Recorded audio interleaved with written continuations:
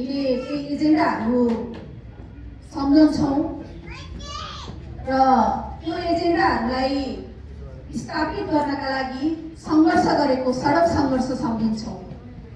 यो दुईवटा कुराहरू हामीले बिर्सिन नहुने कुरा।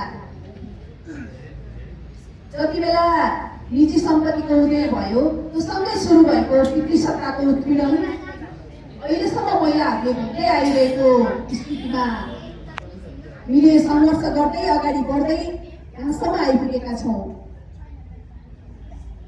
8 मार्चको विद्रोह, 8 मार्चको सडक सङ्घर्ष र 8 मार्चमा अमेरिकाको न्युयोर्कमा त्यहाँका श्रमिक महिलाहरूले, उद्योगमा काम गर्ने महिलाहरूले लिएर हिँडेका एजेन्डाहरू अहिले पनि हामीले सङ्घर्ष गर्न र ती एजेन्डाहरू स्थापित गर्न लड्नुपर्ने आवश्यकता यो परिस्थितिसम्म, यो समयसम्म आइपुग्दा पनि केही फरक तर लड्नुपर्ने ठाउँमा अहिले पनि